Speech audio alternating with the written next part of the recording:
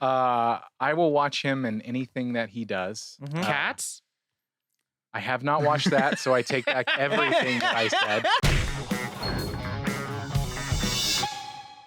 What is, everyone? Welcome to Nerd on, the podcast you didn't need, but you deserve, where all levels of cowboys are welcome. Mm-hmm. In the Wild West, there are many names and people that become legends. Today, we go into the story of revenge. Sorry, let me just take that again. Today, we go into the story of revenge, loyalty, and blood. Continuing our month of February episodes, we dive into Netflix's The Harder They Fall.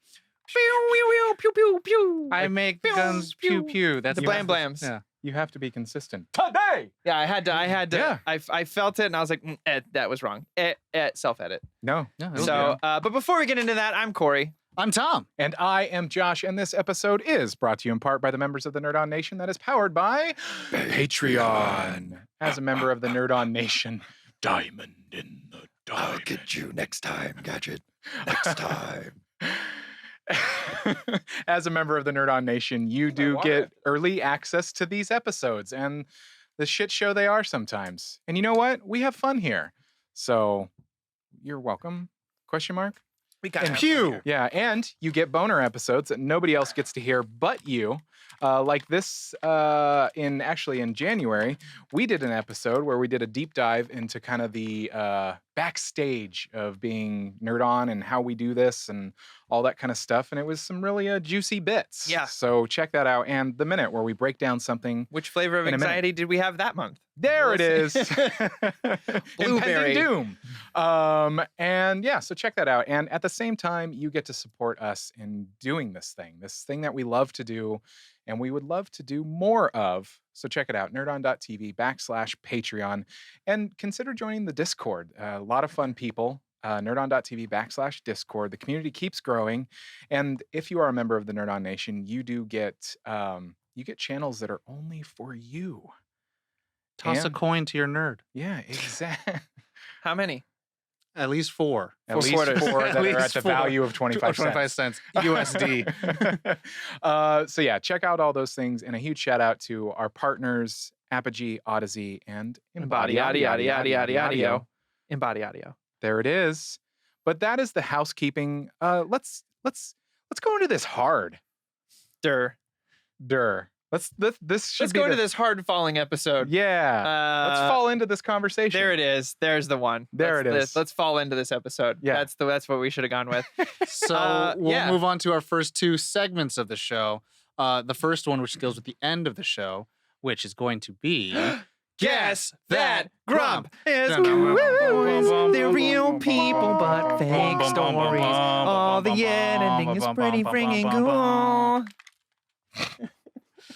So if you're brand new to Nerd On, you're welcome for that song. It's called Real People Fake Stories. And that's actually the opening song to our show every week. And if you haven't been paying attention, I don't know what you've been doing. But this is the part of the show where we're going to go around the table and guess who's going to have the lowest score for the episode. We're going to rate it from 1 out of 5. And no matter how high the number is, the lowest one of the group will be the grump for the week. I've said it before. We've had plenty of 4.9 grumps, so it's not out of the question. Or 4.2 grumps. Yeah, sure. So, it's true. And if we all happen to have the same number, then there's no grump for the week, and then all of you get a shout out. But that being said, I always explain, and Corey has to take the notes. I will guess that the grump for this episode will be Josh? Question mark? Okay. Question mark? Are you voting for Tom? Yeah, in the Sophie's Choice that this is. Yeah. Yeah, I'll vote. I'll John vote for Tom. I am. I'll go Josh. It's this one's tough. This one, I think there's one determining factor that I think will, if at all, push you towards the grump more so than him. So we shall see. With that, I will say this. Are you sitting at home going, you fools? Because most of you did say that Corey is going to be the grump of this episode. You should have voted for him. Well, guess what? Wasn't it by like a landslide? You could speak with your dollars, and by dollars I mean votes. if you join the Nerd On Nation powered by Patreon, you could vote in the Guess That Grump poll. And if you get it right, you get a shout out on the show. And you get to be that Guesser, Gator, Grumper, grass-fed, gang leader, Redwood. Red Hoods, gang. Guesser, Grumper. I just wanted to see where you were going to And go at the with end of the that. year, we Cherokee will vote. crown someone the ruler of all grumps. God Emperor. Whoever gets the most guesses right throughout the year. And with that, the Nerd On Nation has spoken loudly and picked me as the grump of the episode. He's going to accidentally pistol Yeah, whip he's me. going to pistol whip you for sure. For those of you Pistol who, whipping is. who aren't watching the video episode, That's what I'm saying. You're going to accidentally do it. I'm twirling a prop pistol. It's got an orange tip. Everyone's safe here Yeah. in the studio except Yes. Josh, apparently. I, though? Anyway, so that's the Nerd On Nation has spoken. So Tom and I technically each have 1 vote, and you'll be going last with 2 votes. Yeah. So we can dive into the next part of our show. Yeah. So the next segment is going to be the complete spoiler of that last segment. Let me do it alone. Thanks. No, yeah. Which is going to be our first impressions and our initial reactions of said film. I'm gonna go last for the nation vote here. Okay, I'll Josh? just suggest that Josh has the most votes, he does. technically. Okay, so how about you go first? I'm going to go first, and I got to tell you, this came out in like December or November. I wanna say I mean, August, it's I in the wanted to say, notes. or I'm October. completely wrong. It came out in October. October. Okay. I was close. Yeah, end of the year. Come out Yeah. at the end of 2021. And hopped on it because our household is a major fan of Idris Elba. Mm-hmm. And Oh, right, because of Luther, right? Luther. Yeah. I mean, pretty much anything he Dwyer. touches. Rock mean, and Rolla? Yeah. Oh, okay. Poor ugly man. He Nobody just- usually knows Rock and Rolla, and I love Yeah, that man. movie. I will watch him in anything that he does. Mhm. Cats? I have not watched that, so I take back everything that I said. There's- You don't want to see his cat butthole? No. Hey, there's no butthole cut. Oh, I want the butthole cut.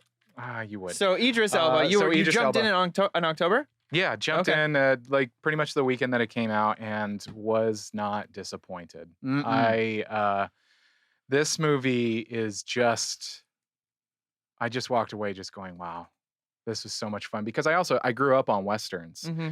and it has a little Quentin Tarantino-esque Yeah. vibe to it, 70s film, 60s film kind of esque.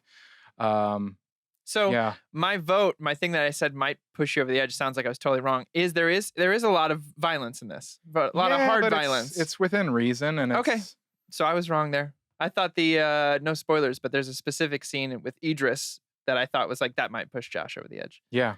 But It made me it's flinch. Oh sure. But Oh sure. it's all part of the show. But you and Bonnie, would you say you liked the movie? Yeah, you could make an argument for that. All right. All Yeah, right. yeah. Tom? Corey, okay, so me.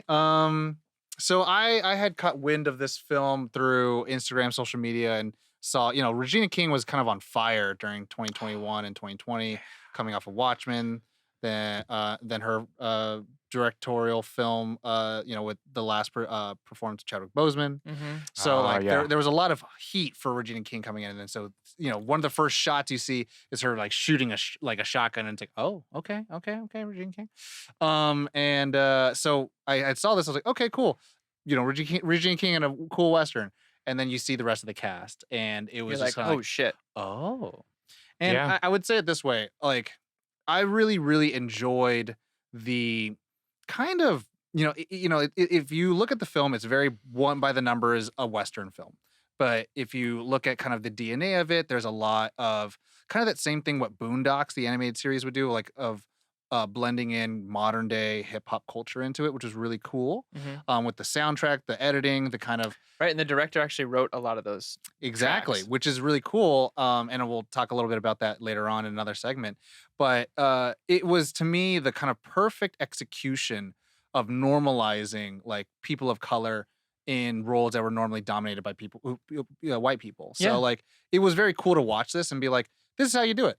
This is how you make it where it's not like checking a mark or quote unquote virtue signaling, right? Yeah. Of like, let's do this story of like a person of color and all the tough things that they've gone through their life because they're a person of color. It's like, no, the Wild Wild West was just a tough time. Well, it And was this at that time, I think I read somewhere that this was started. The idea was the seed was planted off a statistic that said that I think it was 1 in every 3 or 1 in every 5 cowboy at that time was black. Yeah. And we don't learn about that very often or ever. And I mean, like, Yep. one of the most, probably told stories of a Western hero who's black is Bass Reeves. And, hearing more stories of him, but how many stories do we get of Wyatt Earp and stuff like that. But it's not saying like tit for tat, there needs to be more, but it's like, this is how you just normalize it, where it's like, you can have it all without it putting one lower than the other. And, right. like not every person's, of color has to tell a story about the struggle of being a person of color. They could just be like, can I just tell a cool story? And that's it. Yeah. And you can highlight certain things of it and just be like, yeah, everyone has a certain depth and different stories to tell, but they all could live within the same genre and kind of fulfill different mediums. So I really enjoyed watching that in this display. And I thought, honestly, it was so fun to watch as like you see the ensemble kind of interchange with each other, and you're kind of like, this person's really good at that person's really good at this, and everyone, you're just like, this is why I would say movies like this are why people who think that you need to have an origin movie for every character are always wrong. Yeah. Because it's like, no, you gave me enough intrigue with every character. Yeah. Yeah. And I want a story with all of them, but it doesn't have to be. Mhm. If there was just a sequel to it where new characters got developed or new An characters got exposition started- doesn't need to be like slapped across your face. No, yeah, and that was one of my favorite things. Was like, I thought the opening title credit sequence for this was just like a well done, musically entertaining thing, which you don't see. A lot of people just don't know how to do opening title credits that tell a I story. saw you post this. Yeah. Yeah, that tell a story and then also set a tone and a visual, like a tone as well. But it was just like, this is really good, and it doesn't have to do too much. And there's no Michael Caine coming in being like, let me tell you the story, and it's like, oh my god. The bird. So like that was the exposition, and you're like, Yeah. cool, I know these characters. And so without super spoilers of the film, I really enjoyed it. Okay, my turn. Nation. I love you. You know that, like, there's that Ren and Stimpy line. You idiot! I fucking loved this movie. It hit every check mark. As I'm watching it, I'm going through like, oh, and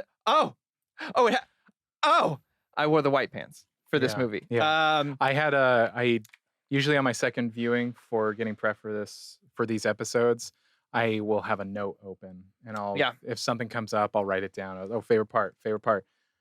Mine just kept going. I ended up stopping my notes because I was Yeah. like, oh, I'll just bring the screenplay to the table and go, here's my favorite part. I really enjoyed, to your point, this movie walks a really wonderful line between an homage to every Western that's been made, but being like, okay, but here's our version of This is that. how we do it. Yeah. And the blend. Look, I know some people have I've had friends in the past with other movies who've said that the immersion gets broken when modern day music is brought in. But I've always been someone like Knight's Tale, where the director's like, look, this is them singing this song is how they would have felt. Like this is our comparable music, so I'm going to put it in there so you have the same emotion. Not at all did I feel unimmersed by any of the music. In fact, I felt like it hit harder. But I mean, and the thing is, on this show we've covered things like Afro Samurai, and Right. and we've seen things like Cowboy Bebop, and so we Yeah. kind of are familiar with those things where it's like the music is part of the storytelling. Right. Yeah. I thought especially the editing was really creative.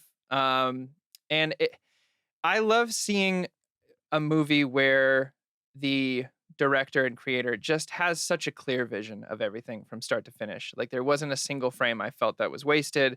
I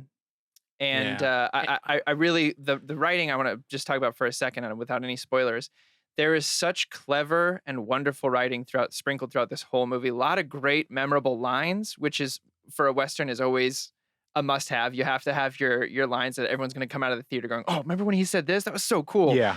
We have plenty of that. Really great defined characters, and yeah, from start to finish, I was enthralled. And I have some stuff I want to talk about in another segment that's a little more spoilery, but. Yeah, I didn't like the movie. I loved the movie. Yeah. No, I get it. Yeah. I will be ordering a physical copy of this as soon as I can. Nice.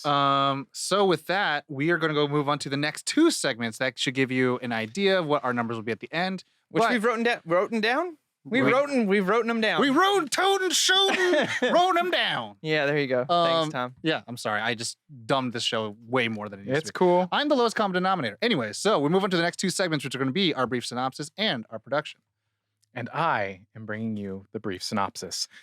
When an outlaw discovers his enemy is being released from prison, he reunites his gang to seek revenge. And scene. Oh, nice. That was great.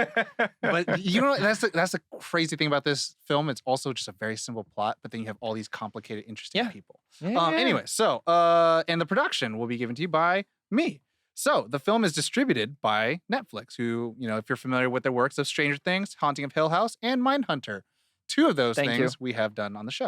You should check them out. Thank you for The including director, James Samuel, aka The Bullets, aka Seal's brother.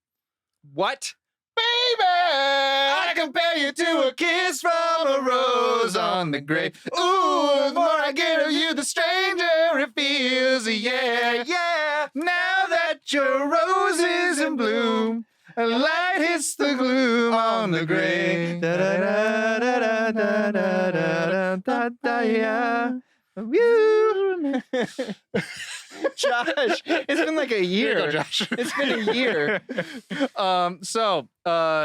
He has worked on remain such things as They Die by Dawn, Jay-Z, The Legacy, and Love Rosie. He was a songwriter for that, and I love the movie Love Rosie.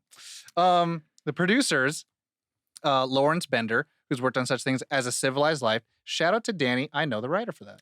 Oh shit. And The Chum Scrubber, I talked about that film, and Kill Bill. Sean Carter, aka Jay-Z, who's worked on such things as Top 5. I thought it was Chris Rock's directorial debut, which is really cool. Paid in Full and The Great Gatsby. They had an homage to him in the film. One of the stores is called to him and Beyonce called Carter and Carter. Nice. Carter and Carter's general store. The last producer named is well, there's two more. James Lasseter, who's worked on such things as Hancock, Hitch, and iRobot. All Will Smith. Mm-hmm. And then I think he literally works for Overbrook. Okay. And then James Samuel, who also produced.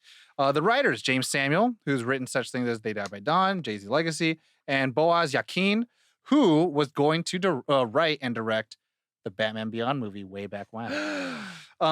He wrote such things as, I mean, too bad. I'm going to write it. It's true. He wrote such things as The Rookie, The Prince of Persia, and Now You See Me. Ooh. Classic. The cast, Jonathan Majors. You know him from such things as Lovecraft Country, The Last Black Man in San Francisco, and White Boy Rick. Idris Elba from, spoilers. Idris Elba from such things as Star Trek Beyond, Luther, Avengers Infinity War for like 2 minutes. And then Zazie Beetz from Deadpool 2, Joker, and Atlanta. Regina King from such things as Watchmen, Boondocks, and Ray. Delroy Lindo from such things as The One, The Five Bloods, Malcolm X. Lakeith Stanfield from Death Note, Josh's favorite, Get Out, and Knives Out. RJ Seiler from Power Rangers, War Machine, and Earl and the Dying Girl. Yeah, me, Earl, and the Dying Girl. Danielle Deadweiler from Station 11, Devil to Play, and Gifted. Eddie Gathecki from The Twilight Saga, Hell X-Men yeah. First Class, and For All Mankind. Oh, he was Darwin. Yeah. That wonderful. Wasted. Yeah. Fucking wasted in that. How did the guy who doesn't die from anything Die first? Dion Cole will end up our cast from Blackish, Barbershop, and Angie Tribeca. The release date for the film is October 22nd, 2021. The runtime is 139 minutes. The budget is $90 million, and it only grossed $8,292 because that means it did have some kind of theatrical release. Yeah. So that's interesting. pretty cool. I wanted to give a shout out to I don't know if you have it there in your notes, otherwise I'll look it up. The cinematographer, because they really blew my mind with this movie. That is Mihai Malaimer Jr. Yes, they did. They've known for things like The Master, Jojo Rabbit. Okay. Yeah, fantastic work. Just absolutely fantastic work. Did you know also they were born in Bucharest? Did not know that. Yeah, I have the Wikipedia open. Thank you. Now you do. The Rotten Tomato score is 88% from critics with 187 reviews, 93% from audience with 50 plus ratings. Hell yeah. So with that, we go into the complete spoiler of this Spoilers! film. It is on Netflix. You can go watch it. So Pause this. We'll wait. And we're back. Welcome back. So we'll go into our favorite parts, favorite characters, our qualms, and finally we'll rate the film to whatever we want our numbers to be. So who wants to go first? I'll go first.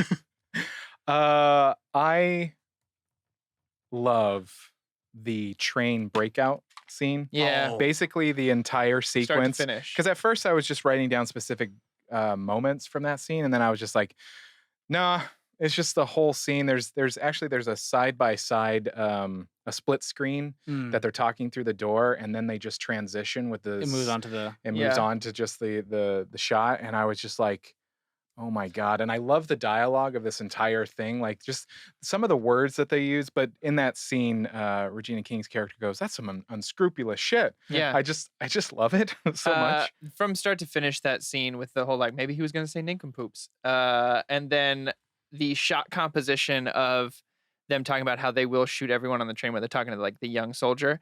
And Lakeith puts his gun out, and then the 4 other guns on the side of him. That shot composition, when I saw that, I was just like, oh, But also, I love that Cherokee Bill Lakeith. I love his line of "You're the hero, great spirit. Why is there always one?" Yeah. I just, And so I would say, to an overall extent, and adding on to Corey's point, it really gets highlighted with this.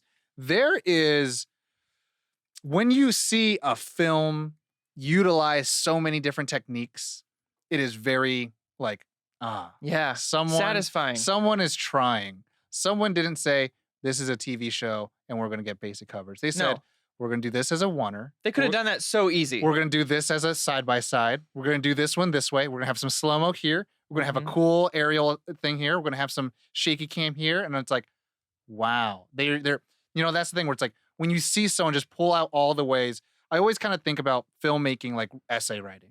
In an essay writing, you have to kind of like, once you like, ooh, they cited a source.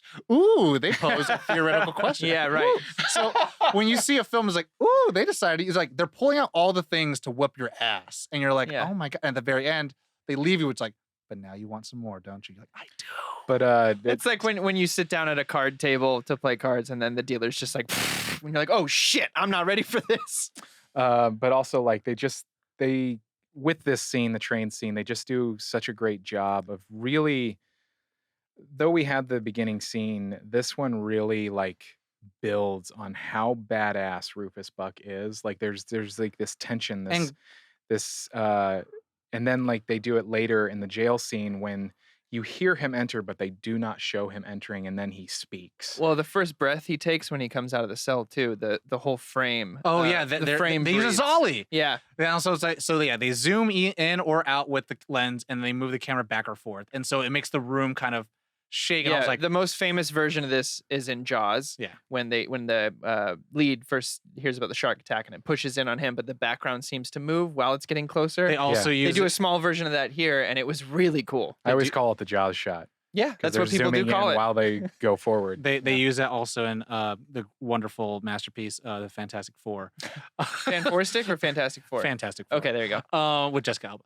And so and then that's the thing where it's like at every moment they're like, we can do this shot, cool. Yeah. And it's like, we're gonna do it. I'm like, you are displaying They put in the work. Yeah, as a storyteller, as a creative, that you have these at your disposal, and you should find creative ways to use them within the story that make the story better. More shots like that. The fucking long shot down the center of town. Mm-hmm. Yeah. We're talking about the shots. comp shot. When he comes rolling or riding up in front of the church for the final battle scene. Oh my gosh, it's like a composition of like 4 or 5 different shots, and they did it so well. Yeah, they just through the glass. It's seamless. Like it's. And then they do the seamless. Zolly when they get to him. It's another Zolly shot. Favorite part of mine, White Town. Oh my gosh. Yeah. That's a white town. I was reading an interview about it, and the director was speaking with the production designer, and the production designer made a joke where he's like, oh, like, so all the buildings and the dirt are all white too. And he was like, yeah, we have to do that. Yes, we have to do that. And I'm so glad they stuck with it. And I love the subversion here, because you think it's an ultra-violent movie, ton of blood. You're like, oh, they're going to use that contrast of all the white. Not a single ounce of violence in the White Town. Well, and then, so this is the thing that Banks is easy. I really liked about that, where like just having an all white town. I've been watching a lot of Mike Hill design, And for everyone who's listening, you should check those out. There's like 3 videos. Corey, I think Josh, we've seen one.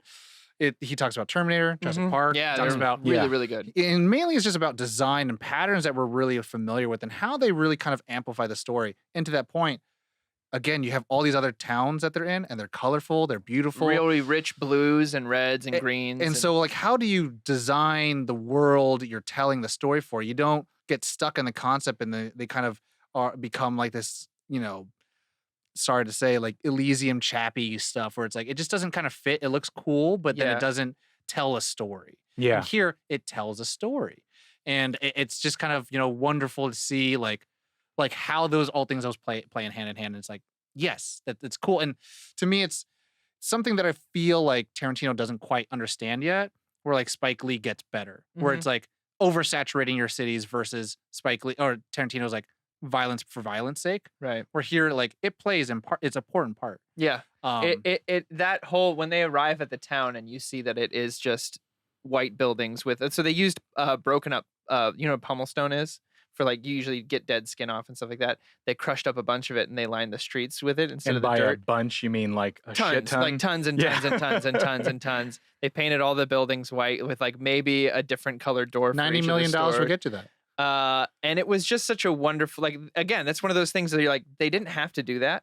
They could have just made it look like a regular Western town. Yeah. But the fact that they did, it not only, exemplifies the stark contrast between the two different cultures and how they feel in this different town, but just like adding to your storytelling. It is a larger than life story, so let's push that envelope a little bit. But I mean, it also it's a creative piece. It fits. This film almost fits so well, like as a comic book or as a video game. I like half the time I was like, I feel like Josh is like, maybe I started Red Dead Redemption again or something like that. Yeah. Or it's Well, like, imagine reading this as a comic book and then every time they're in the White Town, like everything's white but them. Mm-hmm. Well, I mean, this is a visual moving medium where it's like, I'm going to relate it to something like Scott Pilgrim, where it's like, you can do anything. Yeah. You can try anything. And if it's in the frame and you're telling a good story, then like, let's do this thing. Like, you do whatever you want. So one of my favorite things of this film, or I guess a favorite aspect of it, is also just kind of how expertly written it was. Mhm. Like it is so Every character introduction is well done. every character introduction is so well done, but also how the plot progresses. It's a very simple plot. It is literally boy grows up to become a man of vengeance, looking for the killer of his parents, and then finally like figures out like I don't have to do this. It's all done. I can leave that life behind. And then one last job pulls him in and puts everyone at danger. Mhm. And that's a very simple story of Western times. Modern times that the military guy's last day, the cop's last day, Right. he gets pulled back in. Like you've seen this many times, but the way and the way it's executed is so And even with the enjoyable. twist. Yes. Like, it was like, kind of guessed it, but yeah. I just wrote twist as one of my favorite parts. I mean, just going along with your point with the twist, it's like finding out that we've already said this is spoilers. Rufus Buck is his brother. Nate Love is not a love; he's a buck. Nathaniel and- Buck. It doesn't matter if you can like have a hunch that it's going to happen. It's just like you always say about spoilers. I don't care about what happens. It's how it happens. I And mean, like, in a way, Idris kind of wins, He jokers him. which Yeah. is very bizarre to think about. Very, very, it's playing that 4D chess. Like, it's not a big shootout at the end. This movie, Yes, it's not. because and that's the thing. We just saw one, so Yeah. why would we get another one? Yeah. So and like, that's the big critique against the end fight of Infinity War or of Endgame, where it's just like we just saw one of the greatest fights with the trifecta of the Avengers. Why do we need to see just everyone shooting at a bunch of stuff Sure. again? Yeah. So it comes down to like a little emotional conversation, which film really all is just two people talking. Yeah. But Josh, I feel like I'm stopping. sorry, just like right after that scene when she says, "Is the devil dead?" and he says, "I don't know." You're like, So this is something I wanted to bring up, which was I was like, spoilers. The writer and director has gone on to say that when they wrote it, they planned it as a trilogy. Mhm. Not necessarily a trilogy that's going to follow every single character for every movie. Like maybe we get one but it's always been a prequel, a film, and a sequel. What is Trudy? No. I was gonna say, what is Tarantino's Hateful Eight to Hollywood? That's a trio. Oh. That's a trilogy. He Yes. Yeah. I know what you're talking or about. it's like Kevin Smith's The Great White North trilogy. Yeah.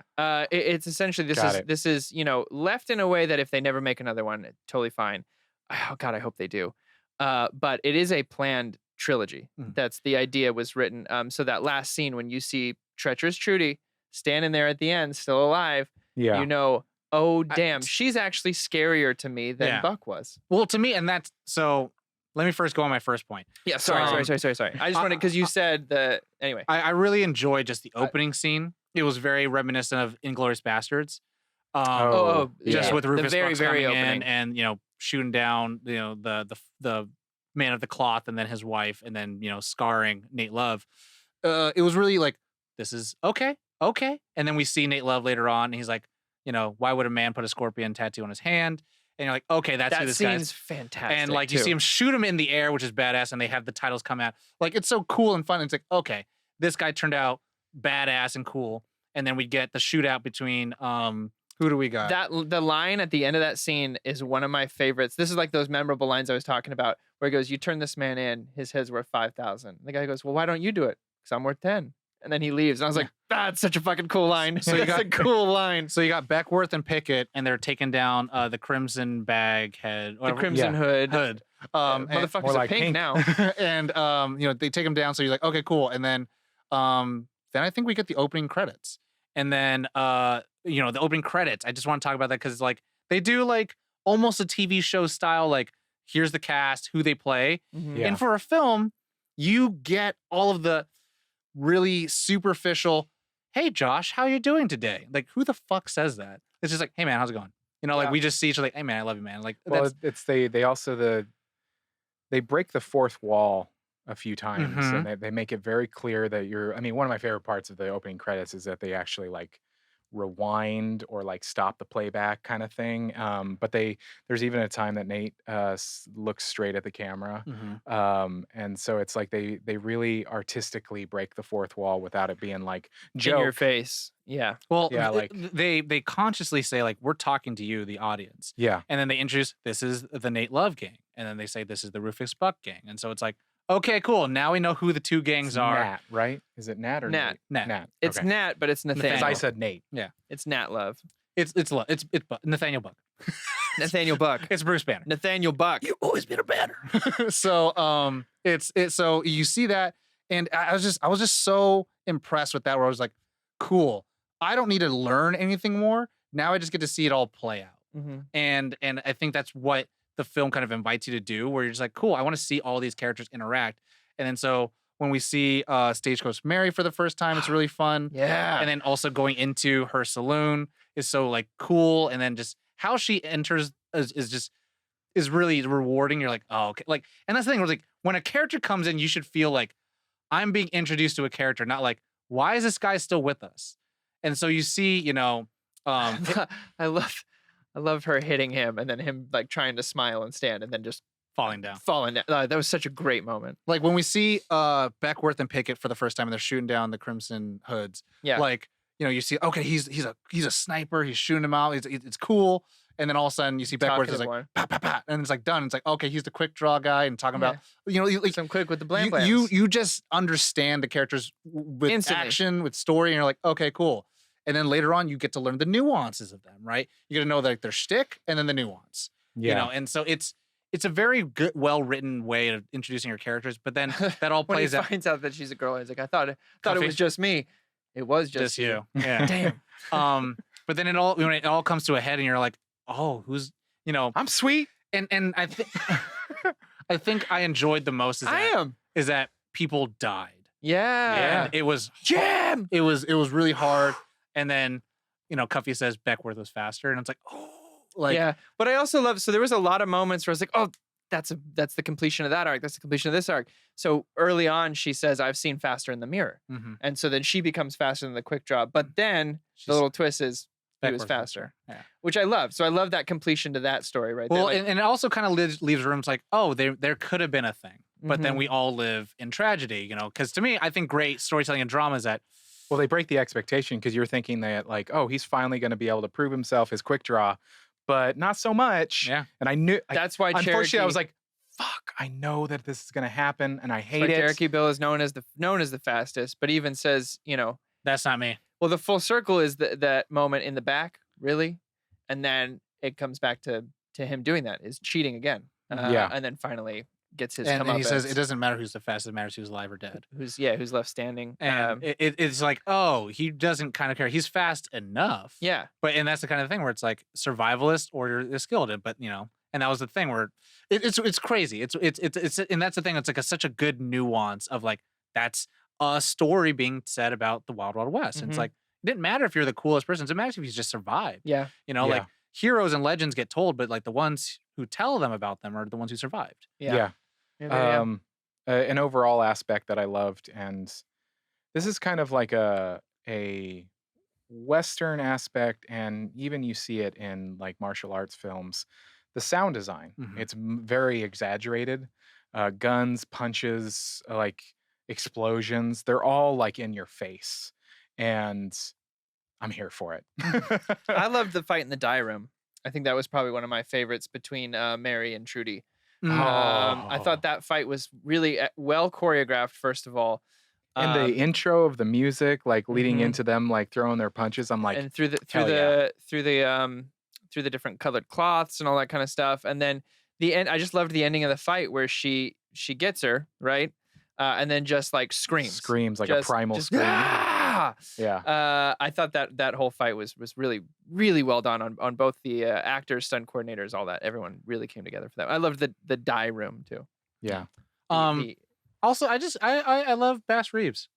I Yeah. really enjoyed his introduction, and he comes into the saloon, and then it's like, oh, I don't know what's gonna happen, and it sucks. And you're like, oh, he's gonna take Nat, and it's like, okay, and then all of a sudden they get out, and could they're have like, taken those off a long time ago. and then I they're know. like, oh, they're working together. Oh, this is cool. And Yeah. but then it's like, and that's the thing I really enjoyed about Nat's character arc and his story, the story from his perspective of like, he is the leader of the gang, and he doesn't want to be in a gang anymore. He wants to settle down, Make sure everyone else is safe. make everyone sure that everyone's safe, and try to do this alone. But then, what do you do with family and you walk away, or friends? It's like they come for you. They start to support you, and so it's like there's this wonderful, cool thing. But to your point of like, I wonder what's going to happen because you have Trudy, and you're like, it's Regina King, and so it's Yeah. like she's playing a lot of second fiddle to Rufus Buck. Like when he like takes off his jacket, she picks it up. I'm like, Even she asks him about him leaving the town to Wiley. yeah, Yeah. Like she's like, I and he's like, well, who would have kept the gang in line? Who would have kept everyone, yeah. true to us? Yeah, and she was like, shout out to Regina King. Not that I thought she wouldn't be fucking amazing, but she was. You have Regina King doubt? How dare No, I'm just kidding. not even a little bit. I loved her character choice of this. I loved the accent she chose was really fascinating to listen to as well.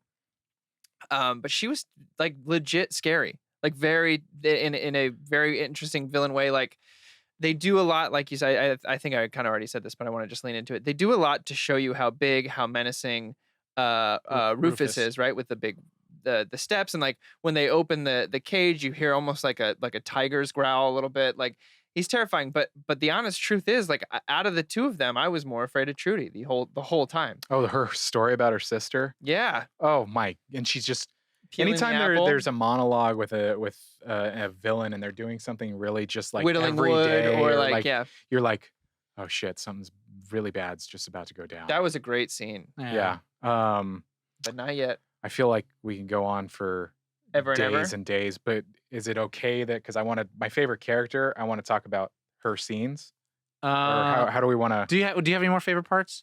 Just let's do one more. Yeah. one more. It's just a little thing, but another one of those kind of like coming full circle moments. The fact that both Rufus and Nat whistled the same song Mm-hmm. on their intros. She goes with the wind, I think it was called, or what was it? Something like that. But when he enters the room after Nat's been kind of beaten, he's whistling that same song. Mhm. And I just thought I loved those little, and when you find out that they're brothers afterwards, you're like, oh, it probably makes sense. Okay, cool. But like little breadcrumbs like that, going back and listening to it, it's like in the real world, the odds of him whistling that same song, not real. But in this movie, in a Western like this, in a the story, big bad, yeah. it works so well. Can I just say that the chicken in the beginning scene just looked really good? Oh yeah. I mean, come on. Food. Yeah. Yeah, I mean, Looks Bonnie and I great. were like, Can we get that chicken? Yes. Yes. I will say one more thing, and then we can move on to favorite characters. I really just enjoyed also the like this film also like with Nat also really just kind of highlights duality with the character of him being torn between two worlds, and it really culminates at the very end that he is of two worlds and that he has a violent history and he became the thing that his father was trying to run away from, but like also trying to stay like he would have proposed to Mary earlier on, but he never did. And then he's kind of the Dexter of the Wild West. Well, the outlaw who kills outlaws. It was to me, it was kind of like a little Count of Monte Cristo-ish of like, and to me, I always love those kind of Byronic characters who are, haunted to kind of fulfill their desires other than finding love. Yeah. And at the very end, they end up getting what they want, but they are a different person because of it, and they're almost a little bit lesser of themselves because they had to face that darkness, and then they did. But then it kind of cost them something. Yeah. And I think that was two of his best friends. Yeah. But also he lost who he was. He ended up finding out who he actually was. And, to that self-fulfilling prophecy, it was like, you're going to be worse than me because I would never kill my brother. Yeah, because I couldn't kill my brother. And now you're about to kill your brother. Mm-hmm. And he does. And it's just like, to me, I think like one of those like, oh, it's a little like, oh, okay, that's an interesting twist that they want to put it right here, but it's like that just complicates things more off.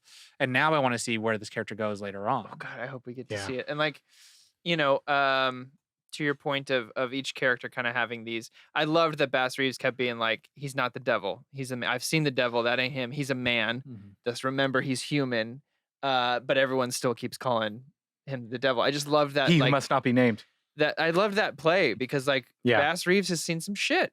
He's like, that. Okay. He's probably barely alive. Really, the last part, because this made me laugh out loud.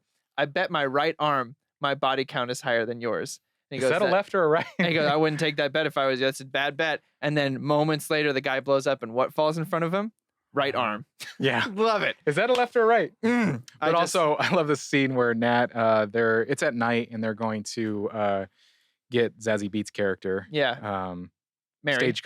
Stagecoach Mary, and she keeps kind of answering him with questions, and he goes, Marshall, am I speaking English? Sounds like English to me. Okay. Just their play, but it's funny, you don't look hard of hearing, but where is Rufus? I'm not trying to rush the conversation, but it's now like we're on. We're talking about characters, and it's just like this. I was really not looking forward to favorite characters. Yeah, this sequence because. So wait, how many do we want to do? If you want to make it really hard, 2. If you want to give some leeway, 3. But 3. Harder they fall, so 2. Oh hell yeah! I knew he was going to do this. But the characters, talk about ensemble movies are us. Every character is strong. Everyone hits their landing. Even the ones that are like the side parts of the gang. Like they're just like, everybody is so good.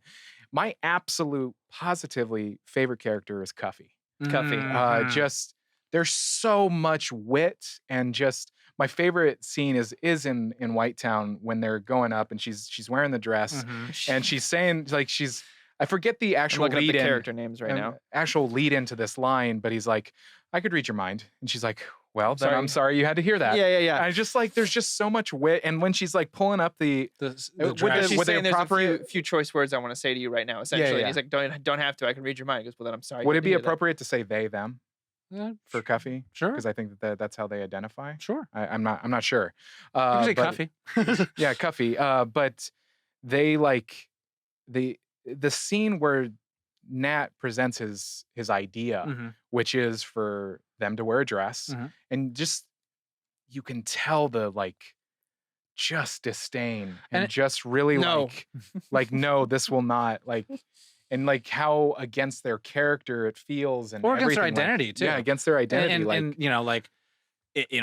for even now times, and even during the Wild Wild West times, like establishing yourself as someone worth someone's time, whether it's by color, by gender, by identification, by wealth and stuff like that. You could tell that Cuffy has gone through a lot to kind of like establish themselves as like, oh no, I'm the bodyguard. I'm the one who stops people at the door. Yeah. And then I'm faster. In the opening credits, Brass Knuckles, then Cuffy. And then it's like, that's what that character does. Yeah. And so it's really cool. It's like that's the muscle. And so it's Well, fun. I to like see- that the Cuffy talking about how them being unassuming is actually a benefit to them because then they show a minute later they show these two guys who think they're going to take on this person. They Yeah. underestimate Cuffy and kick Like the shit out bank of him. robbery scene. Like I'm just like, Yeah, yeah, my that's friend you doesn't just want to throw kill down. anybody, but I have a strong urge to right about now. And you're like, Jesus. But also, what I love about it is like I think the actress is like mid 5 foot, like something like that. They But, also like, played the grandmother of Regina King in Watchmen. Oh wow. Yeah, That's full circle moment. Yeah. wow. And then my next, my second favorite character, because I've really had. There's so many. Cherokee Bill. Oh, yeah? I Don't- love don't- a don't do villain it, with don't- logic. Don't do it, brother. It makes your Just- karma the worst. When Just you get his monologues about choice. Like I'm like, Be brave. yeah, he's right. And it's like, don't do that, brother. Like you didn't see this coming. Like you made a choice. You You could made have walked away. Like it's that. Like when I think about like bad guys, good guys, gunfights, all these kinds of things. It's like But Lakeith Stanfield People- is also just fucking.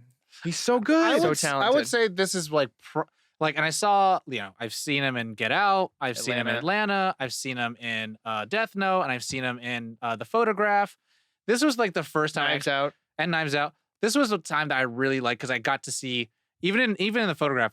When he shoots Cherokee, when he shoots Pickett in the back, and then there's a moment where you see him like trying to reason with his eyes, Mm-hmm. and it's like that's all I wanted out of him for such a long time because I don't think a lot of the like big roles he's played. I haven't seen Black Klansman yet, or he's not in Black Klansman. But sorry to bother you. Oh. And it's like I yeah. haven't seen that yet in him, and so this Well, was like you it's saw a- Black Messiah? Judas and the Black Messiah? Black Messiah. He's really Yeah. good in that. Well, Yeah. it's a vicious calm Mhm. that Mhm. I love. I love like as an actor, I'm like, I want to play a character like that. I was just like, but Lakeith is just so good. Yeah. He's just good in anything that he does. And the character is just, yeah. Yeah. It's a good bad guy. You want to go? Sure. Yeah, give it to me. I'll do. I like Nat Love. Nat Love. I like Nat Oh, Love. yeah. I think there's something about a character who goes through a very traumatic event and then kind of like for all y'all Hero's Journey. well, no, not even that. All y'all anime fans, y'all know Sasuke from Naruto. And the lovely thing about that character is literally built off revenge.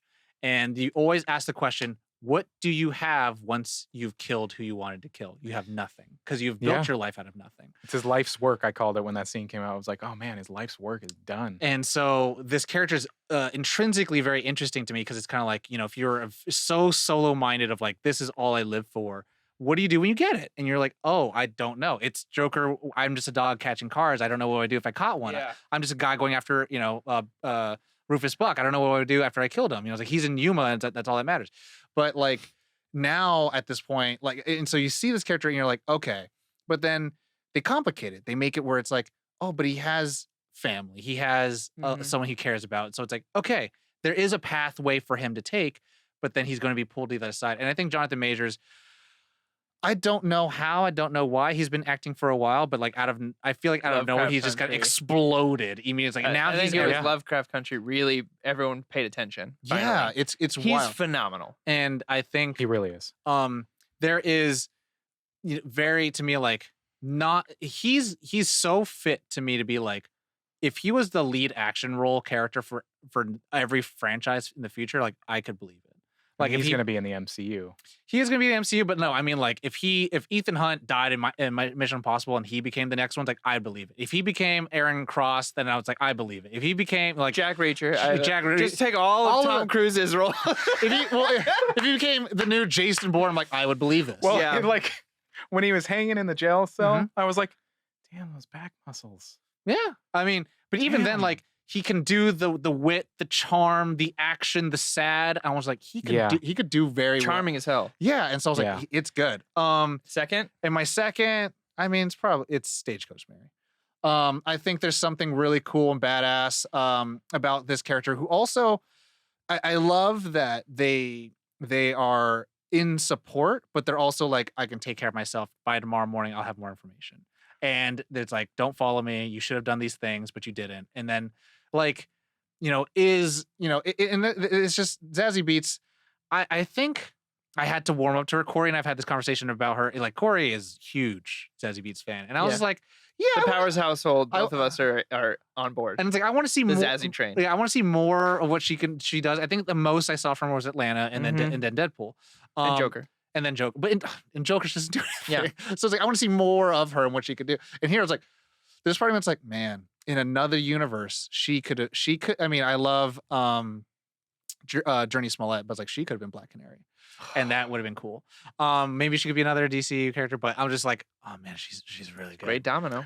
She's great. I wanted to add, but we moved on to the scene where she slaps and kisses Nat when To remind you of what it was. And this is to remind you what it is. Yeah, Yeah.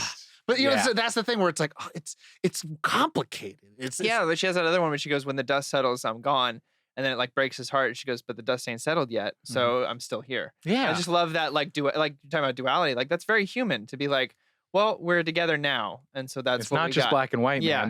There's some gray there. No, and that's the thing. She's kind of waiting for him, but she's not waiting for him. She has another life she can move on. She established herself very well. And also when she makes that deal and she's just like, I have places up and all around here. Once I put, Stagecoach Mary's name on this place, you'll have a lot more money other than Rufus Buck, which instills fear. And it's like, she's With all due having respect. she's having moments and with other characters Yeah. that aren't just about like It backfires, but it's still a plan. well, Still which actionable. aren't only about like Nat. Yeah. Nat Yeah. spurned me. It's like, oh no, I'm gonna do the thing because Rufus Buck is back. And Yeah. it's like, and and when he's like, I can't allow that. She goes, oh, I wasn't asking. your yeah, permission." so it's like everyone's an telling independent you character what of their I'm own. doing. So Yeah. and she just fits that in such a good way. It's like, I think more whether they're romantic interests or not, like maybe it is. Maybe when the romantic interests are as good as that, like cool, they don't have to feel tacked on to be saved at the very end. It's not a codependent relationship. It's very like Well, it's a relationship. and I feel bad where it's kind of like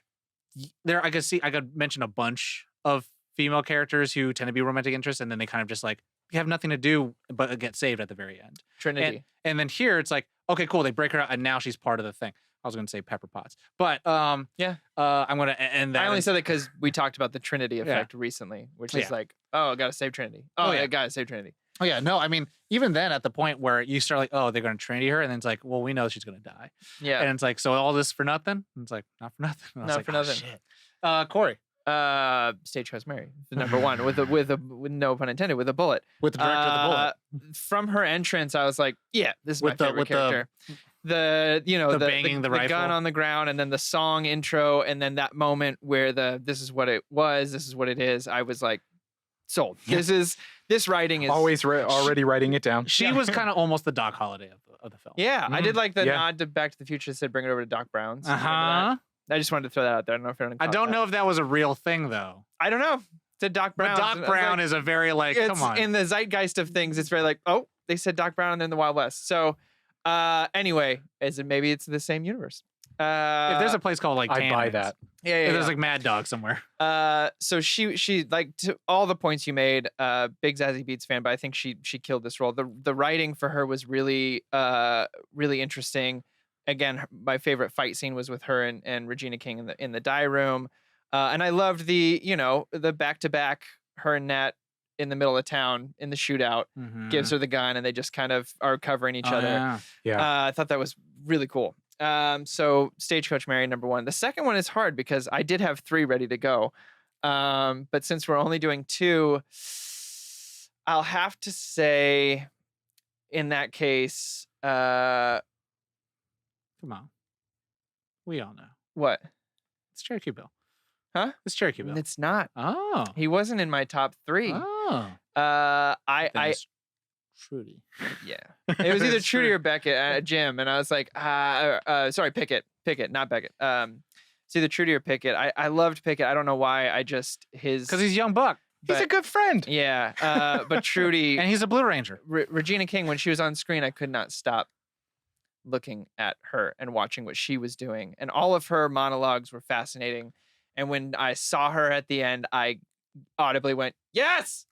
So The fact that she wears a bowler, I'm like, yeah. Yeah. And so you're saying that the director intended that it's going to be film, then prequel, then sequel? no, I believe this was supposed to be like the prequel to what's happening. I would say it'd be really cool if the prequel is all about Trudy. And then they do a sequel, and it's like it might. Let me. I'll look it up while we're on the air while we're doing the next part. Yeah. So the second film would be all about Trudy and how she the came words to be. prequel and sequel were used, and I wasn't sure if it was meant to be like this was the prequel to the next film I want to make. But I'll get that by the end of the episode. But yeah, when that ending happened, and whatever glimmer Netflix, please fucking Netflix, please do not Mindhunter this. With the glimmer of a sequel came up, I was so excited. Don't you put that on me? And the fact that it was Trudy of all people still alive, I could not be more intrigued by that. And I don't even mind if she doesn't show up in the next one. If there is 3, maybe she shows up as a big bad in the third one. But yeah, the way they wrote it was so that it doesn't have to follow everybody all the time. They can do their side story of just maybe Nat and Stagecoach Mary, and then the third film bring back Trudy, whatever it is. She was great. Yeah. That her whole first scene where she's on the horse in front of the train and doesn't move was like enough for me to know everything about that character. So I'll say it this way. I don't know what Interview. what James Samuel has a deal at Netflix or not, but we are all familiar with the Zacky Snydes. He's got a whole deal with Netflix. Army of the Dead, which had a prequel, and already is going to get an anime prequel and then getting a sequel, Planet of the Dead. That only got 456 million views, right? Yeah. And that has a whole universe built around it. Nielsen reports say that The Harder They Fall got 1.2 billion minutes of streaming views. So it topped the charts at that week. Okay. So here, fingers crossed. Because that's the only thing that Netflix cares about, right. Is streaming numbers. How long are you on the app for? So that to me is promising, and my fingies are crossed. But yeah, I just since the moment when she's on the horse with the train and the guy gets shot and Cherokee Bill says maybe he's going to say nincompoops, and she goes, "We're not nincompoops either." I was like, great. Again, great intro. I'm sold. Yeah, I'm sold. But just the hand signal going, and I was like, she's the boss. I love the blues that they all had too for his Rufus's gang. Like Cherokee Bill had these. He even had like dark blue gloves. His guns, his getup.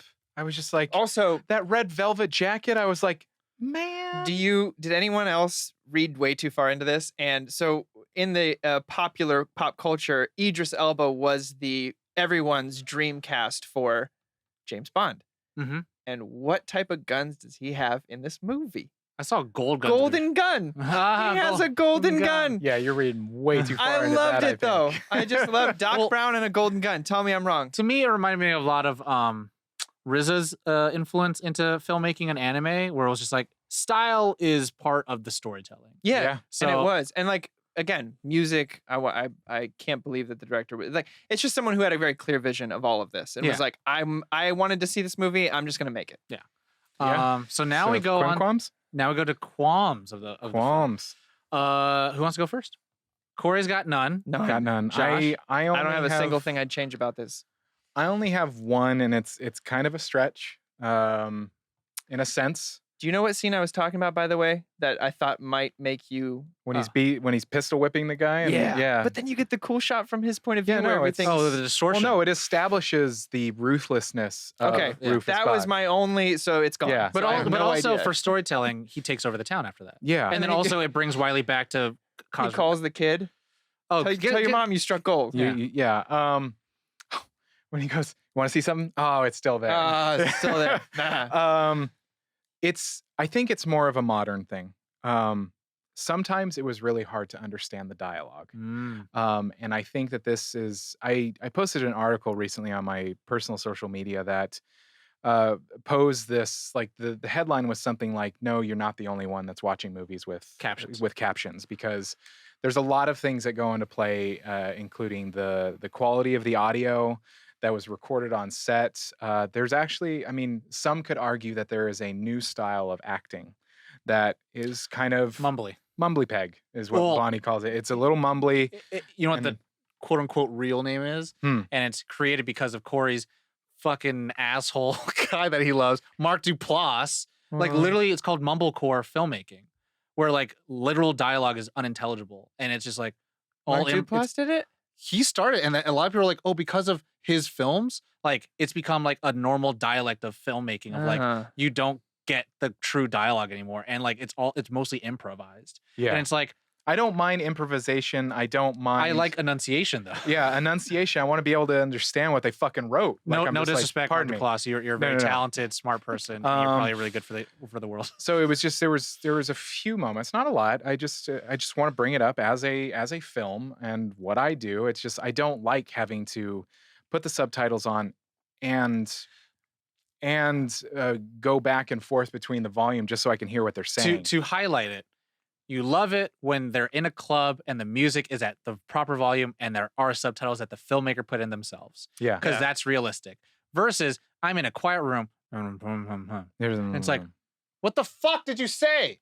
Yeah. Like, there's no reason why we shouldn't have heard it. Yeah. Other than, is this person's jaw broken? Yeah. So it's just something that I again, it is a stretch. Otherwise, But the thing is, we so for listeners, we have done Nerds Explain, and we have Josh talk about audio. yes. It's a thing. If it's enough for you to like, Yeah, and it's the thing is, it's like I always want to be careful because it's not. I don't like to say that it's anybody's fault. It's just something that like it has become kind of an industry bad habit.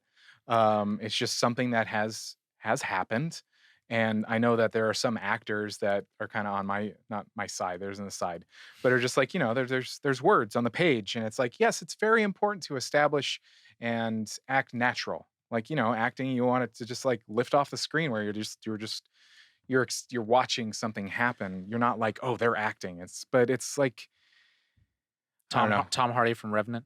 It's not, but it's also got to find that fine line because it's not just a documentary either. It is Yeah. acting. It is stylized. it is to a acting, degree. but the dialogue's important. Yeah. Is that your only qualm? That's my only qualm. I did Otherwise, I find enjoy the this. quote from Samuel said that it really, The Harder They Fall is book one. I'm always going to go to the Old West. I've always imagined The Harder They Fall as a three-parter, as it were, a prequel and a sequel. So it sounds like this next one envisioned is a prequel. Okay. And not to bury the lead on anything, they said, well, are you open to doing more? And he said, wide open, wide open. I'm going to do multiple films in what I call the CCU, the Cowboy Cinematic Universe.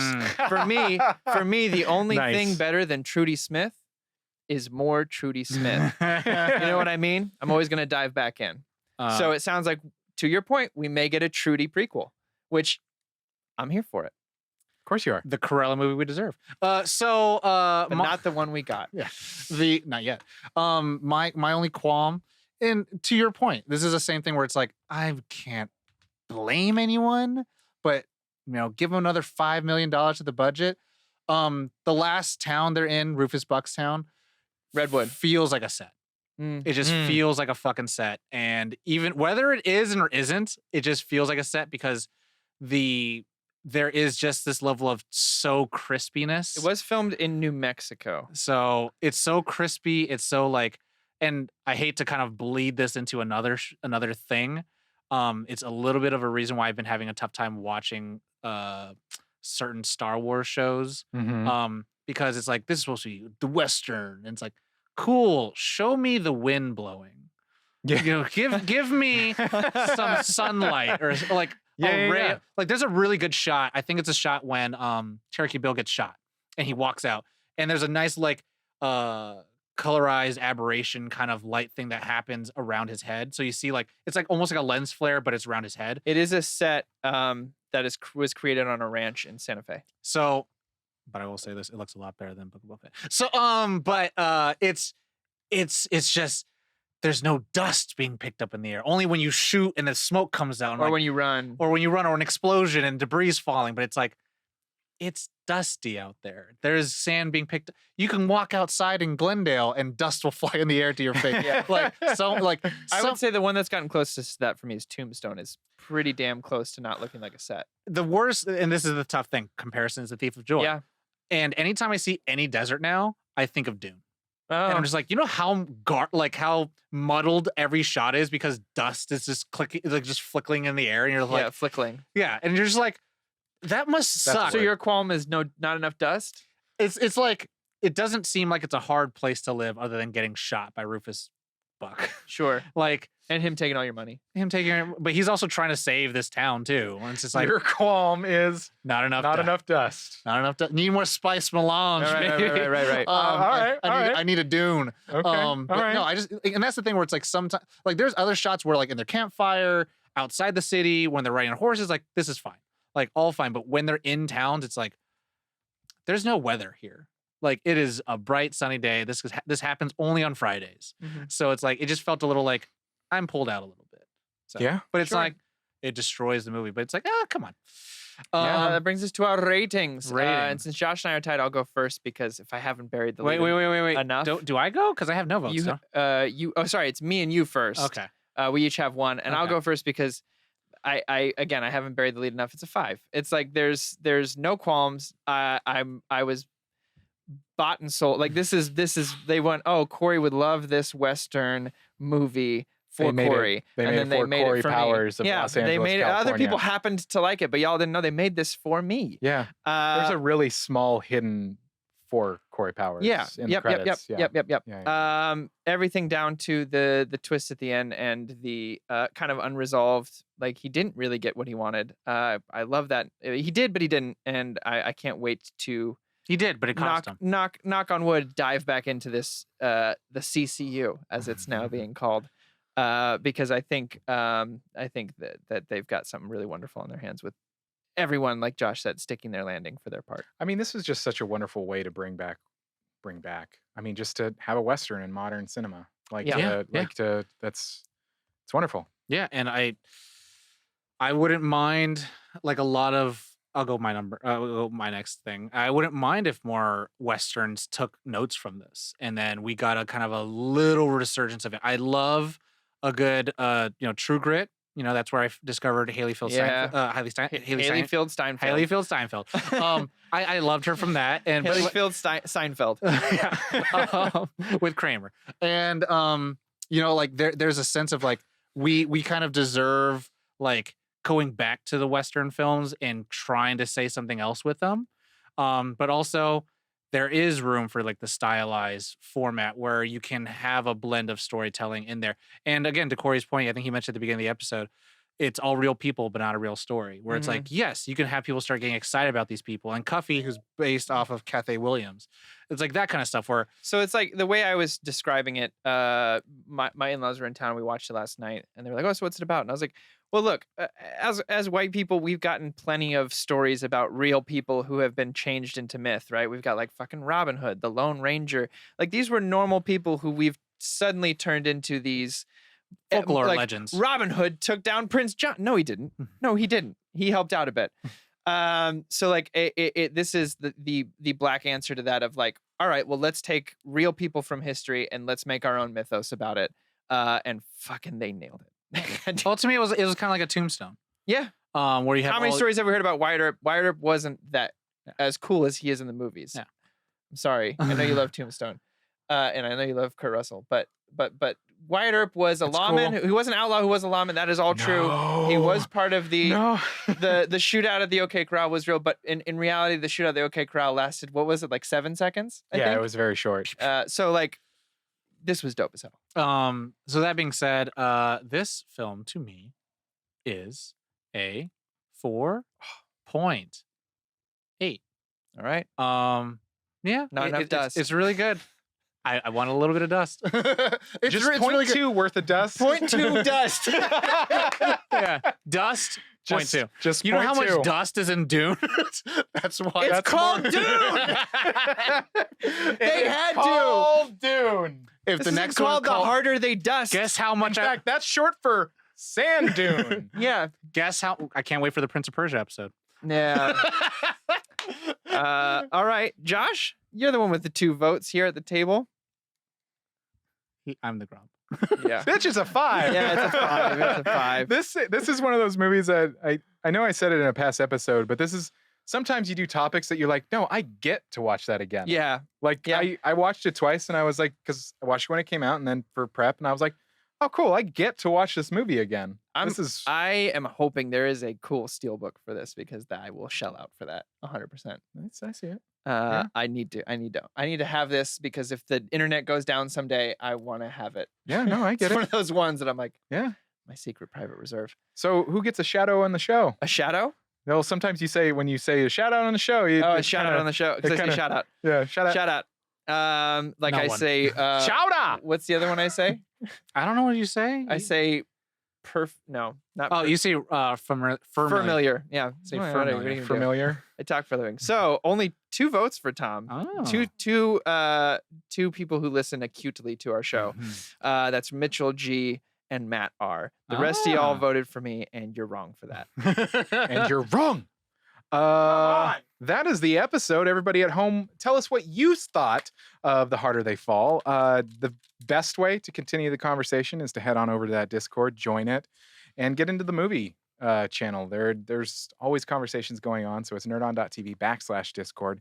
And of course, if you're like, no, I don't want to join anything, head on over to our social media and just Say hi. Say hi. Comment on stuff and things.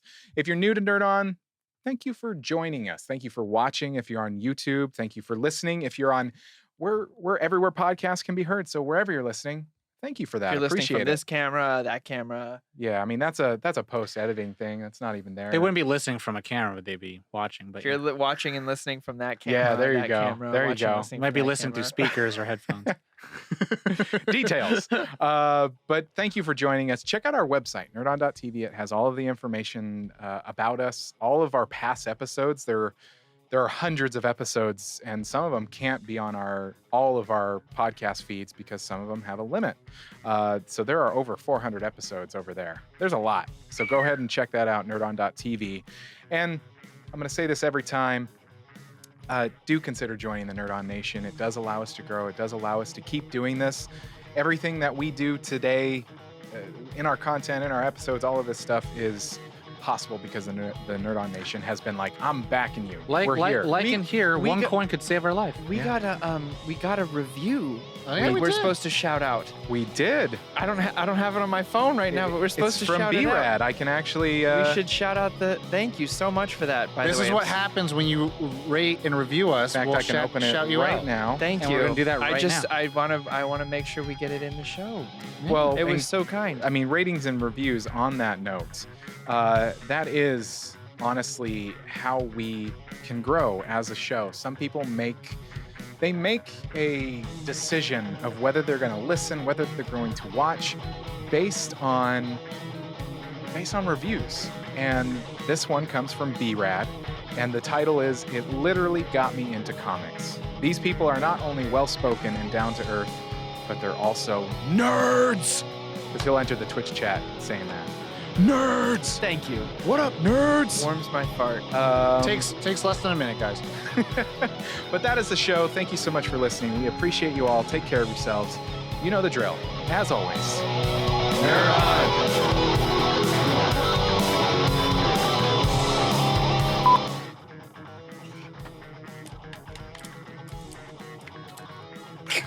All right. Can that be in the outtakes? Yeah.